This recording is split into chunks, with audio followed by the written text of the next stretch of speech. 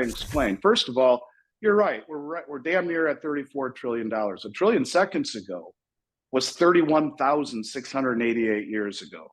Neanderthals stalking the plains of Europe was a trillion seconds ago. And, we're accumulating debt at such a fast pace, it's ridiculous. We accumulated 500 billion in debt in the month of October. It took almost 200 years to do that the first time. Now we do it in 4 weeks. And that's an annualized rate of 6 trillion a year. And when you talk about 34 trillion, that excludes Medicare, Medicaid, Social Security, and government and military pensions, which exceed 100 plus trillion. There is no question that the United States enjoys a very special place in the global economy from being the issuer of the world's reserve currency.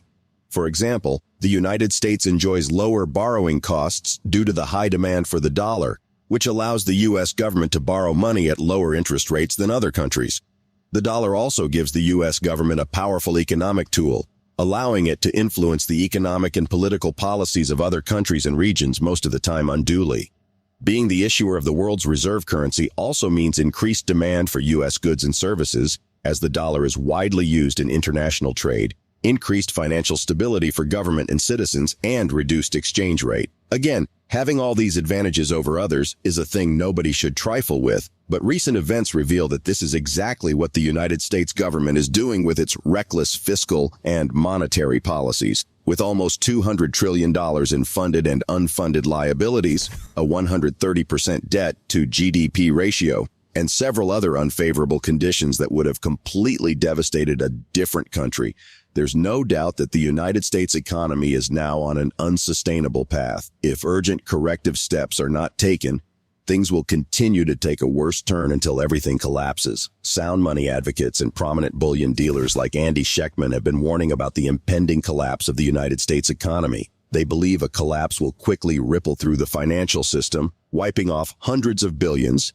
if not tens of trillions of dollars, in investments. According to Andy, a renowned bullion dealer and president of Minnesota-based Miles Franklin Precious Metals, the petrodollar system is currently facing severe internal and external attacks, which urgently threaten the economic stability and prowess of the United States, as well as the dollar's status as the world reserve currency.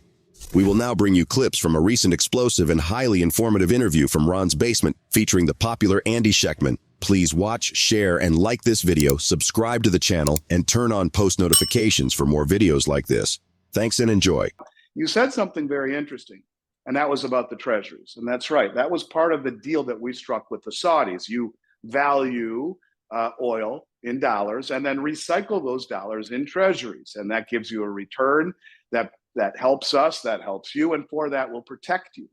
Well, we know that Saudi Arabia signed a military agreement with Russia. We know that Saudi Arabia joined the BRICS and the Shanghai Cooperation Organization, the largest regional military organization in the world. They're, in essence, standing behind 2 of the 3 largest nuclear arsenals on the planet. So they've got some safety there. And then the coalition of all these countries together gives that safety in numbers.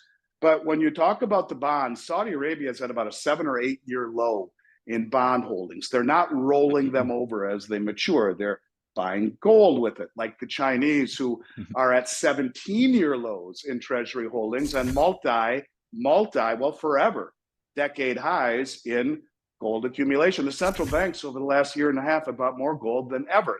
In the 70-year history of central banks, roughly, they bought more gold since they've started keeping records. And so the central banks are trading their debt, their U.S.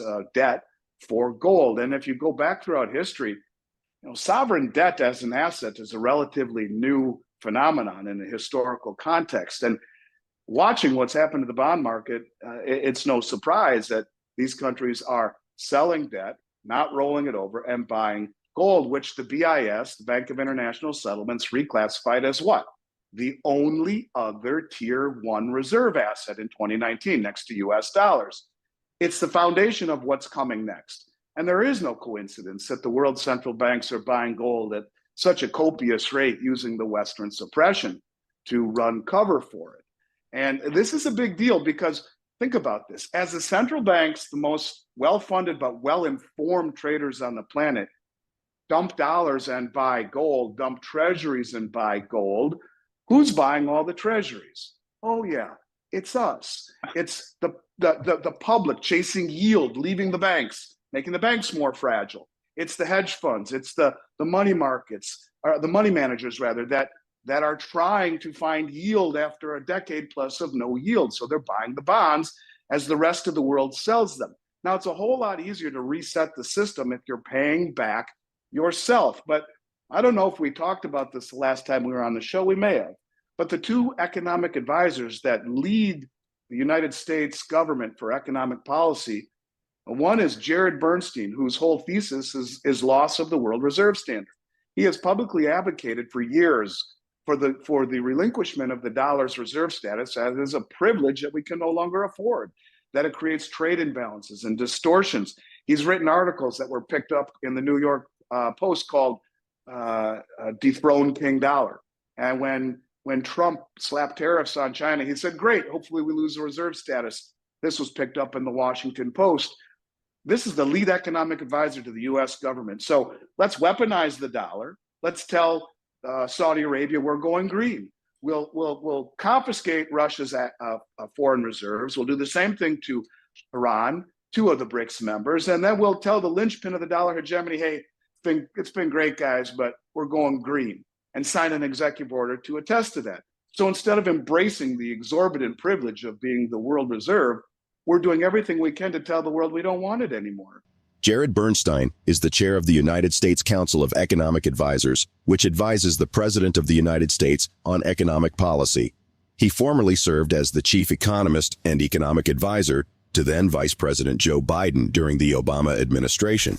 In 2014, the New York Times published an opinion piece written by Bernstein titled Dethrone King Dollar. In the piece, Bernstein noted that the dollar as the world's reserve currency is a core principle of the American economic policy, and that having your currency to be one held by foreign banks and governments is indeed an admirable feat. Yet his next paragraph reads, but new research reveals that what was once a privilege is now a burden, undermining job growth, pumping up budget and trade deficits, and inflating financial bubbles. To get the American economy on track, the government needs to drop its commitment to maintaining the dollar's reserve currency status. With a person with such beliefs holding a key economic position in the recent administration, Andy's claim that they are intentionally trying to do everything to undermine the dollar's value does not seem so conspiratorial. Let's get back to the interview. And then you look at number two, and it's Lael Brainerd. She's a modern monetary theorist. She wants the banks to blow up. So the fact that the banks are record over leveraged and under capitalized is great. And the fact that everyone's leaving the regional banks and going to the money markets, which the Federal Reserve is allowing them to put the money market funds into the overnight reverse repo market, which is paying 5 1/3% with daily liquidity. If they didn't want that exodus, they would have shut that off months ago. But what's even more telling than that is the draining of the reverse repo market and all the money leaving the commercials. They're going directly to treasurydirect.gov, where you can go right to the US government and buy treasuries, short-term treasuries, paying a yield greater than the overnight reverse repo market, maybe 5.5%, 5.4% for a 1-month treasury or 90-day treasury, 6-month treasury, and take all the risk out of it, the bank risk. So what you are seeing, in my opinion, is exactly unfolding the way the two chief economic advisors in this country, one says, let's lose the reserve status and does everything he can or we can to make that happen. And the other wants to lose all of the 4,500 regional banks. I mean, she's the one who developed the central bank digital currency with MIT. She's the one who brought FedNow public here just a few months ago, which in a matter of a few months will replace checks and wires. It's instant settlement backed by the Fed. It's like Zelle and Venmo, backed by the Fed, only on steroids, is what she wants, culling of the banks. But why do this, right? Why? Well, we have a 150, 160 trillion in debt, 34 trillion on the balance sheet, the rest unfunded. And it's, people say, well, how do you pay that off? If $1 trillion was 31,688 years ago, how the hell do you pay it off? Well, you can inflate. That's what most people will say, or you can default. In fact, Ron, we're at 130% debt to GDP, almost exactly. There's never been a country in history that's come back from that. Either they default outright or they inflate 100% of the time. So we can inflate or we can default or we can choose option number 3, and that's find a villain. And that villain is Xi Jinping and OPEC and Putin for destroying the US, for dumping the dollar as world reserve. And now you have a rallying cry. And besides, almost all of the debt, Medicare, Medicaid, Social Security, government military pensions, the majority of the 34 trillion. And now all the bonds that we're buying, we default on ourselves. So as a modern monetary theorist that Lael Brainerd is, the one who ran with MIT the development of the new central bank digital currency that the BIS also wrote into law, says everyone needs to have one by 2025. Biden signed that executive order. Go ahead and develop it. Now you can say to people, hey, it's their fault that the whole system collapsed. And if everyone dumps dollars, everything collapses at once, because the byproduct of that hyperinflation would be interest rates that spike to the moon. Stocks, bonds, and real estate would collapse in that environment, as would the dumping dollar crush the dollar. But what about the banks? Oh yeah, they're massively over leveraged and undercapitalized. They collapse too. And most people don't even know what a bail-in is. It's written into law. That means you're an unsecured general creditor of the bank. And that's why there was such outrage when Silicon Bank and Signature Bank were bailed out. Evidently, they were too systemic, Janet Yellen said. But when everything collapses, that's the only way the people listening to your show would take the CBDC. No one wants it. Loss of privacy, government control. But if everything blows up, and it was their fault, not ours, theirs. But you know what, Ron? Sign on the dotted line. Lael Brainerd is here. Have no fear. With her central bank digital currency that has to be rolled out by 2025, according to the BIS. Take the central bank digital currency, where modern monetary theorists, after all, will make you whole. Don't worry about it. You'll get your money that was lost in the bank, the money that was lost in your 401k. Hey, it's now in your CBDC account. All you got to do is sign on the dotted line. According to Andy, all of these signs and events prove that this is the beginning of the end of the petrodollar and the beginning of a new era, most likely led by a coalition that prefers stable and tangible things like gold and silver over the debt-based global monetary system. Foreign investors, especially central banks, are dumping U.S. treasuries at a time when the United States has almost $2 trillion in budget deficits. Domestic investors, lured by the high interest rates, are buying them all up. But what happens if there is a collapse? What happens if the U.S. government announces a default tomorrow? Andy and other experts have warned that this could very well be the end of physical fiat currencies and the beginning of a very scary central bank-issued digital currency era. Please share your comments and observations on Andy's interview in the comments section below. Also, ensure you subscribe to the channel, turn on post notifications, and hit the like button for more. Thanks for watching.